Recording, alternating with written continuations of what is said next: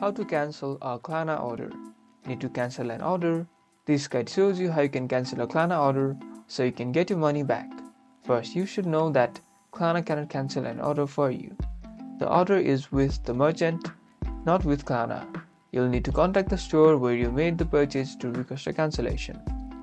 It's best to do this as soon as possible, as many stores ship order quickly. Once the merchant confirms the cancellation, they will notify Klarna. Klarna will then automatically cancel your payment plan, and any payments you've already made will be refunded to you. The refund can take a few business days to appear on your account. You should not make any payments for your order after you've requested a cancellation. If you do, you'll be refunded once the cancellation is processed. It is a great way to handle cancellations. You now know how to cancel a Klarna order. Get ready to get your money back. Like and subscribe for more finance tips.